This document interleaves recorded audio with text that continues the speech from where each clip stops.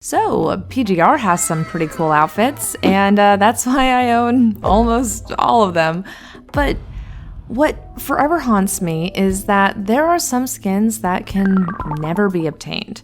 This isn't because I missed a limited event. Oh, no.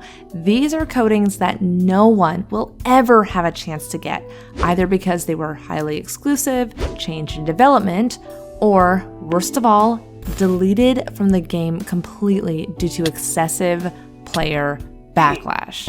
But first, we want to thank the sponsor of this video, Etheria Restart. Etheria Restart is a strategic, turn-based game with real-time commands mixed in. It has a huge cast of characters and, best of all, character cosmetics. The premise of the story is somewhat similar to PGR. You've got a disaster that destroyed the world, which is now crawling with horrific human experiments. Your job is to command humans turned battle machines to save the planet, under the command of a government called, EOS. Yes, that's the actual name. Season 2 Rhyme Tiara just dropped, introducing two new characters, Lowen and Santique.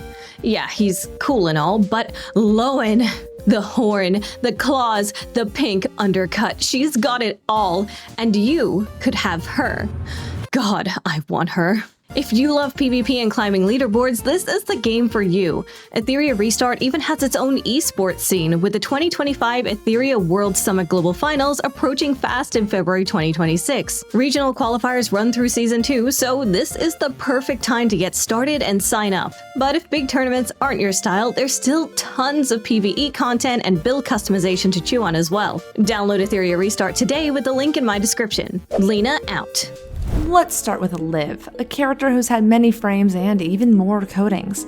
But this medic coating for her Eclipse frame never made it to global accounts. As you can tell from her cute little beret, it directly references her time in the military before she became a construct, which you can read all about in her interlude story. The outfit is very simple, only a bit different than her generic coating, but I still find it very charming, especially the bouncy canisters of serum on her hip. This coating released on December 5th, 2019, not too long after the initial Chinese launch of PGR, as an apology. Right at launch, Kuro Games erroneously sent players 10,000 BC instead of 1,000 BC. This caused a huge fiasco, and after a server shutdown, a live stream, and many apologies, this coating was designed and sent to the impacted players as compensation. Honestly, it is an insane story that we don't have time to get into right now, but maybe one day. Anyway, in order to keep its exclusivity, this coating was never added to the shop and didn't release outside of the Chinese server. But it did manage to sneak into one of the playable nodes in Imperia's interlude. So if you're on global, or any server really,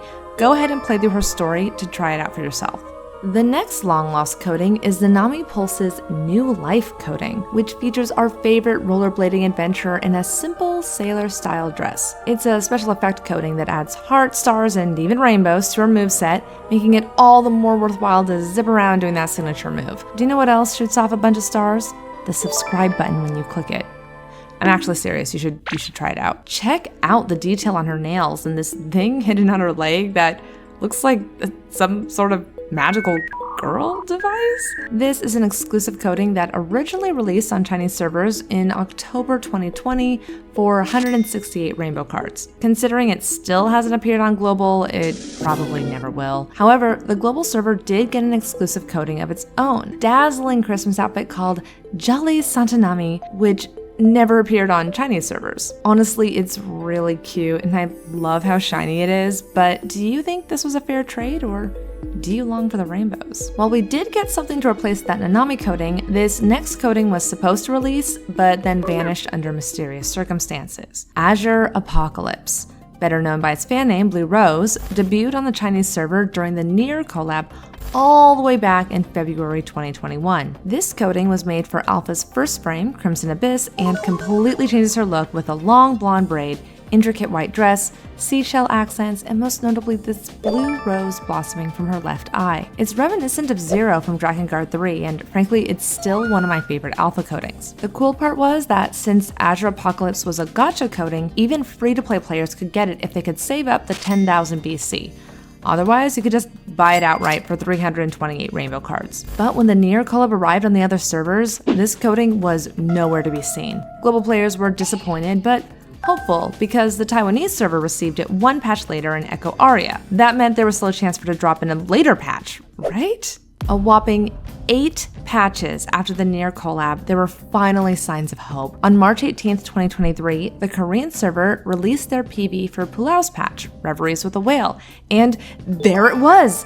Azure Apocalypse was finally coming to their server. This was great news for both Korean and global players, as the global server was only a few weeks behind and had been mostly following the Korean server's content schedule. However, just 3 days later, the official Korean account posted that the coding would not be available after all and sent players 1000 BC as an apology. The post said that the coding release date would be announced later, but that announcement never came. The whole situation around Azure Apocalypse is so strange because it seemed like it was intended for a global release. For a while, it was even playable in Rosetta Rigger and Liv Luminance's Leap tutorials, though it has since been removed. Like, we were so sure that this coding was going to come out that we even created a tutorial on how to obtain it, and the video is still gathering dust on my hard drive to this day. Even now, we still don't have an answer on why this coding never released on all servers. Common speculation is that the design had some sort of licensing limitation that prevented it from releasing outside of certain timeframes. However, I don't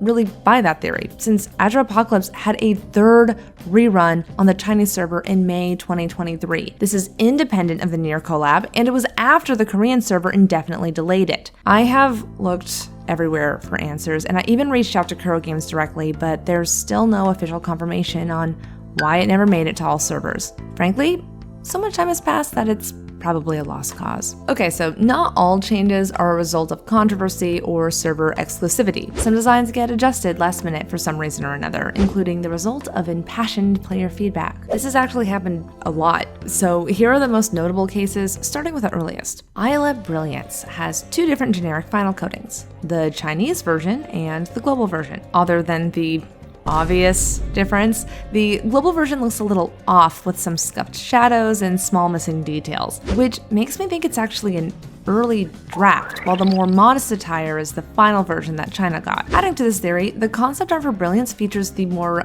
revealing neckline. Was the version we got intended for the Chinese version, deemed too risque and eventually scrapped before the final touches were made to it, and then they recycled that to other regions? Either way, whichever you prefer is up to you, though it does bug me that on global, her coding doesn't match the official art, and you know, now it never will. Hakema originally was going to have this very ruffly hat, but players wanted an option to take the bonnet off, so instead we got this hatless Hakema instead.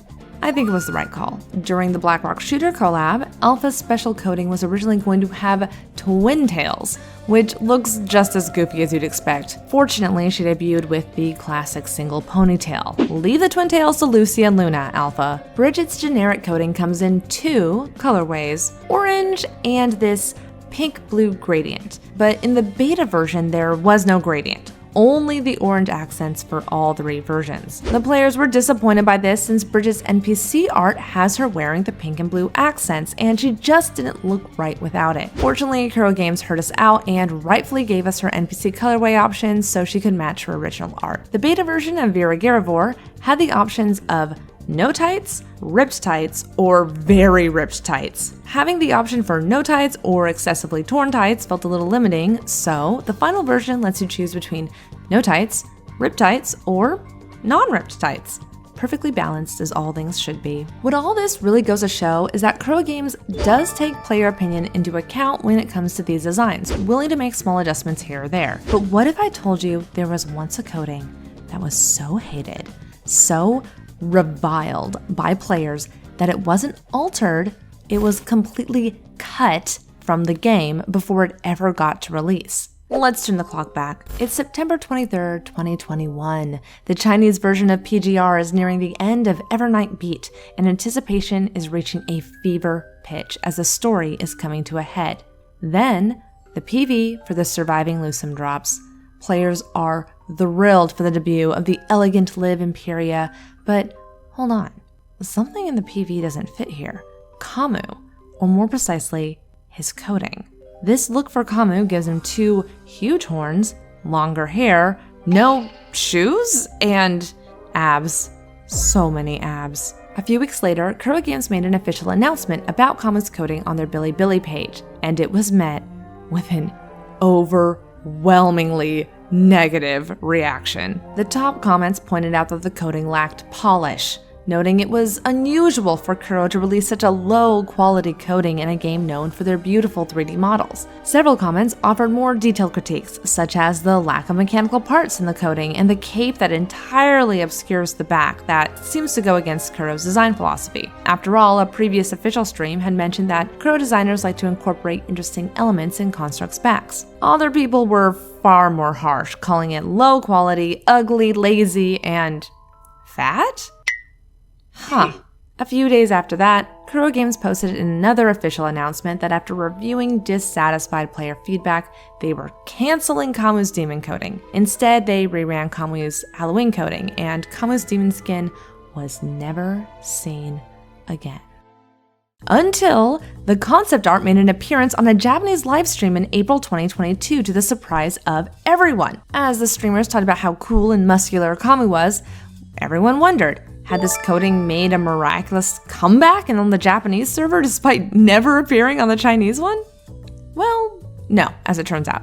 Despite making an appearance on stream, it never released and has yet to see the light of day. And sure, Kamu kind of looks like he could be a VTuber, but I think if it were a bit more polished, it would be fine as one of those free login bonus codings from back in the day. Was this coding really bad enough to warrant its complete removal? Either way, it's old news now. The codings PGR is releasing nowadays are so much more polished and impressive than what we were getting back in 2021. But just the same, are there any of these lost codings that you wish we got? For me, it's alphas. And if you share my taste, you can watch me completely lose my mind over the latest Lilith Demonissa coding in this video, even though it's a Veronica video. I get a little distracted.